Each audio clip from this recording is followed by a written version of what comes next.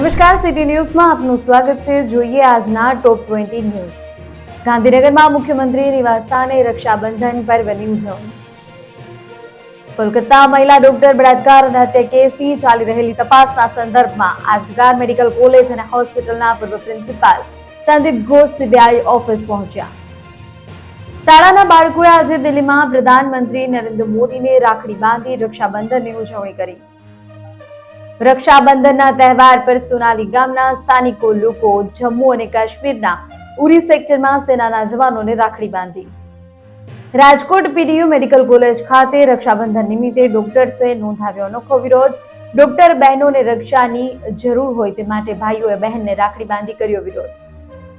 New York શહેરમાં ચાલી રહેલી ઇન્ડિયા ડે પરેડ અયોધ્યાના રામ મંદિરને દર્શાવતો કાર્નિવલ ફ્લોટ પર પરેડમાં દર્શાવાયો. પ્રસિદ્ધ રેતી કલાકાર સુદર્શન પટનાયકે રક્ષાબંધનના અવસર પર પુરી બીચ પર સેન્ડ આર્ટ બનાવી.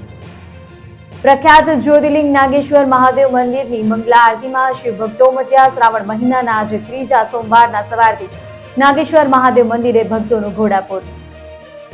ઉજ્જૈન શ્રાવણ મહિનાના 5મા સોમવારના અવસરે શ્રી મહાકાલેશ્વર મંદિરમાં ભક્તોની ભીડ ઉમટી.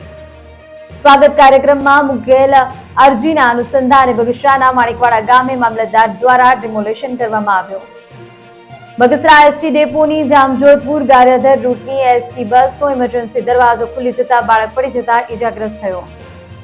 બાવળાના કેરાળાની રિલાયન્સ વેરહાઉસની ઘટના લિક્વિડ ઢોળાતા 5 યુવતીઓ બેભાન થઈ ગઈ હતી. મહિલા વર્કરોને વધુ સારવાર અર્થે અમદાવાદ ખસેડાઈ.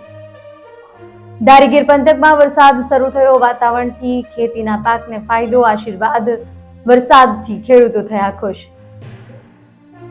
ગીર સોમનાથ જિલ્લા કલેક્ટરની સૂચનાથી ગીરગઢડા તાલુકાના જૂના ઉગલા ગામે ગૌચરનું દબાણ દૂર કરવામાં આવ્યું.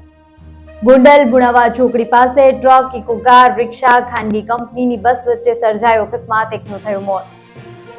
ગોંડલની સહકારી બેંકની ચૂંટણી જાહેર. બેંકમાં 58,000 કરતા વધુ સભાસદો છે. 11 ડિરેક્ટર માટે 15 તારીખે મતદાન થશે. રાજકોટ જિલ્લા જેલ ખાતે રક્ષાબંધનની ઉજવણી કરવામાં આવી હતી. ગેમ ઝોનના આરોપી સાગઠિયા યુવરાજસિંહને પણ રાખડી બાંધવામાં આવી હતી.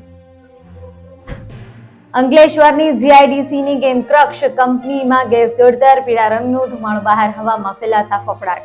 ઓક્સિડેશન પ્રક્રિયા દરમિયાન પ્રેશર વધતા ઘટના બની.